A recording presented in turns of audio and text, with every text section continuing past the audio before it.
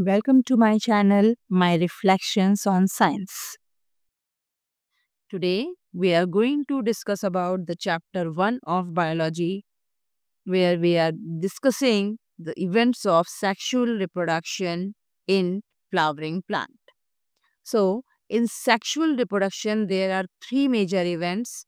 First is pre-fertilizational event, where all those events takes place which are ultimately necessary for the fertilization to occur.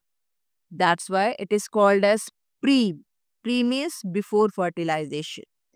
And then after a pre-fertilizational event, we are having fertilizational event where major event of fertilization takes place. And once we are getting zygote, now there will be start of post-fertilizational events. Now, what we are going to study actually under these headings, let's have a summary on it. So, in pre-fertilizational event, we have to discuss the process of gamete formation and the process of gamete transfer. Process of gamete formation means gametogenesis, where in male and female parts of the flower, male and female gametes are produced respectively. Here, the male part is the stamen, where microsporogenesis takes place and which produces microspores.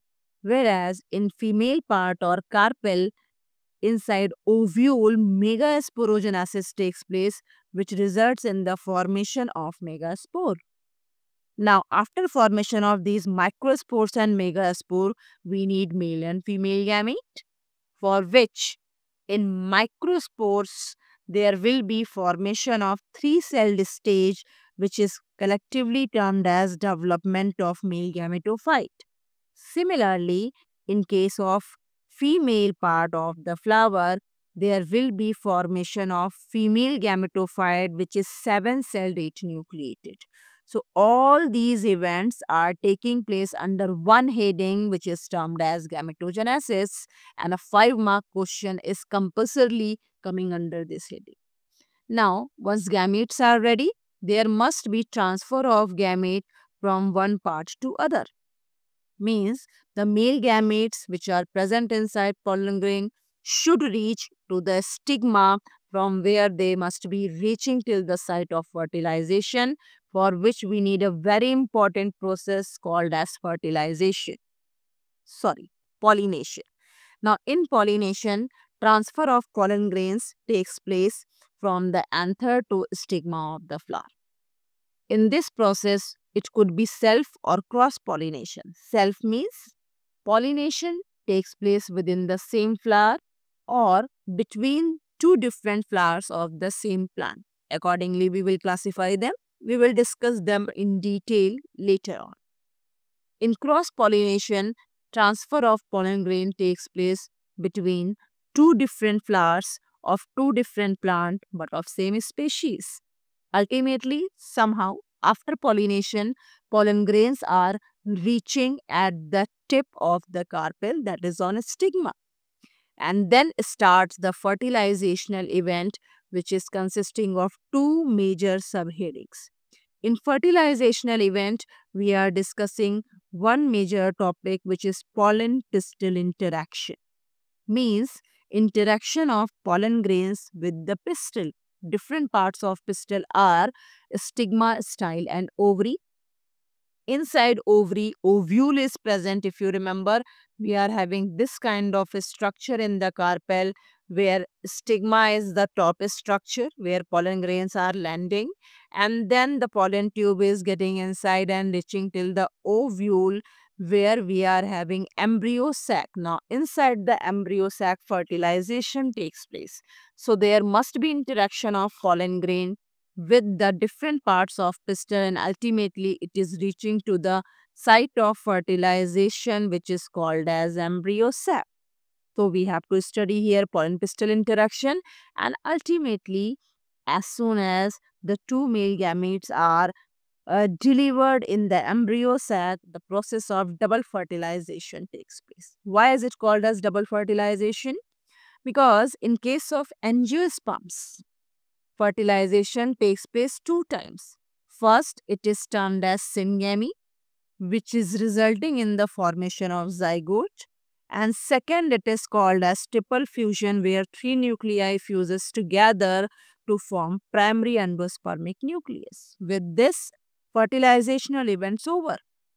And then we are proceeding to the post-fertilizational event. Post means after fertilization.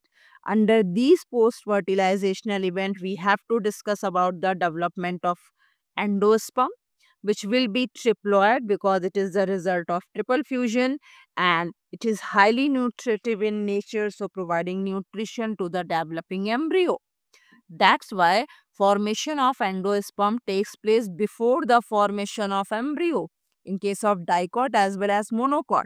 So endosperm is developed and get ready before these embryos are formed, so that these embryos are getting continuous nourishment from the endosperm. Now, this is the summary of the chapter, the topics I have discussed, which we are going to deal with in detail. Now start with the first topic of the chapter, which is termed as microsporogenesis. As I have already discussed, microsporogenesis, simply termed as process of formation of pollen grains or microspores inside microsporangia or anther. So here two things should be very clear.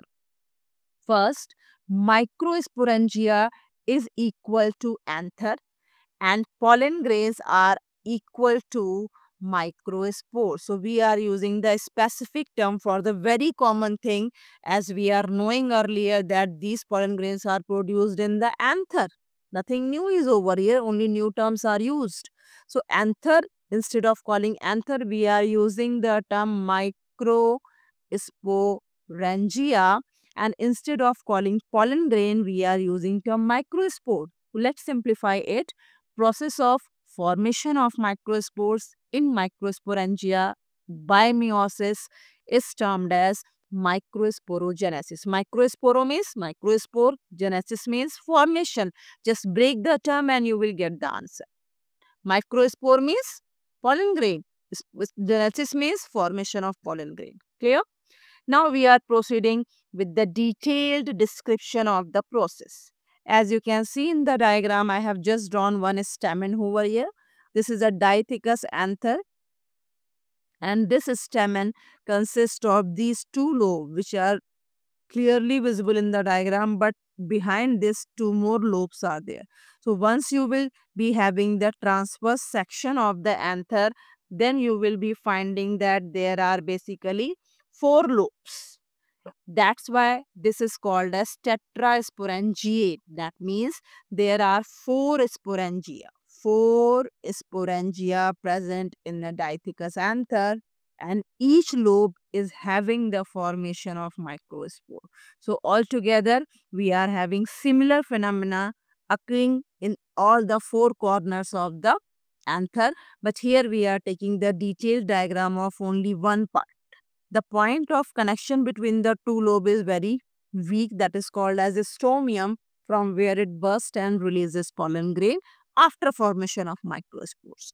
So how these four layers are produced in the anther, how these microspores are produced in the central part of the microsporangia, let's have a discussion in detail on this.